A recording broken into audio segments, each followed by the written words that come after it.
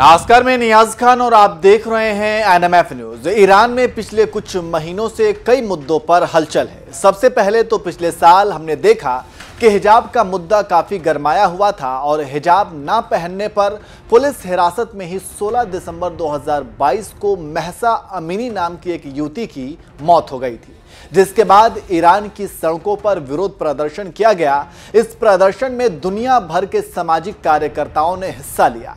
Iran सरकार पर मानवाधिकारों और खासकर महिलाओं के अधिकारों के हनन का आरोप लगा। इस सब के बाद UNHRC यानी कि संयुक्त राष्ट्र मानवाधिकार परिषद में ईरान के खिलाफ एक प्रस्ताव डाला गया, जिसमें दुनिया के कई देशों ने ईरान के खिलाफ वोट किया। लेकिन इस वोटिंग प्रक्रिया में बड़ी बात यह रही कि भारत ने खुद को इससे किनारा कर लिया।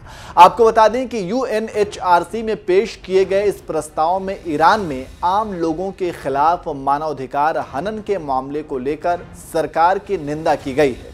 इस प्रस्ताव के पक्ष में 23 जबकि विपक्ष में 8 देशों ने वोट किया। वहीं भारत के साथ साथ 16 देश इस प्रस्ताव पर न्यूट्रल रहे। इन देशों में भारत के अलावा Cameroon, Algeria, Cote d'Ivoire, Gabon, Zambia, Georgia, Malaysia, Nepal, Qatar, Senegal, दक्षिण अफ्रीका, सूडान, UAE और उज्बेकिस्तान शामिल है।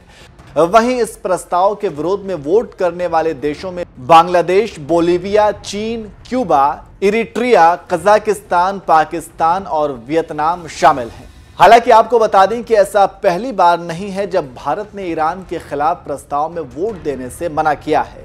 इससे पहले दिसंबर 2022 में भी भारत ने ईरान के खिलाफ UN में अमेरिकी प्रस्ताव पर वोट नहीं दिया था। अब ऐसे में सवाल ये उठता है कि आखिर भारत ईरान के खिलाफ किसी भी प्रस्ताव के विरोध में वोट क्यों नहीं करता है। इसके पीछे कई कारण हैं। सबसे पहला कारण तो ये विदेश नीति का एक हिस्सा और ईरान की भौगोलिक स्थिति है। ईरान के पड़ोसी देशों के साथ भारत का रणनीतिक महत्व इसका एक अहम कारण है। दरअसल ईरान फारस की खाड़ी और कैस्पियन सागर के बीच स्थित है। ईरान भारत के लिए 2 प्रमुख व्यापार मार्ग की तरह काम करता है। अफगानिस्तान और दूसरे मध्य एशियाई देश जैसे उज्बेकिस्तान, कजाकिस्तान, किर्गिस्तान, तजाकिस्तान और तुर्कमेनिस्तान जाने के लिए भारत को ईरान से होकर गुजरना होता है। इसके अलावा अगर व्यापार की दृष्टि से देखा जाए तो भारत के लिए चाबहार बंदरगाह भी ईरान के क्षेत्र में आता है। चाबहार बंदरगाह को मध्य एशिया क्षेत्र के लिए भारत के व्यापार की चाबी कहा जाता है। चाबहार को पाकिस्तान स्थित ग्वादर पोर्ट के काउंटर के रूप में भी देखा जाता है। ऐसे में अगर भारत का रिश्ता ईरान से खराब होता है तो फिर भारत का व्यापार भी प्रभावित होगा और भारत की निर्भरता पाकिस्तान पर बढ़ जाएगी और ये भारत को कतई मंजूर नहीं है। इसलिए ईरान के साथ भारत का अच्छा रिश्ता होना दोनों ही देशों के लिए अच्छा है। इसके अलावा भारत इस तरह की वोटिंग से दूरी बनाकर अपनी विदेश नीति को स्वतंत्र बनाए रखना चाहता है।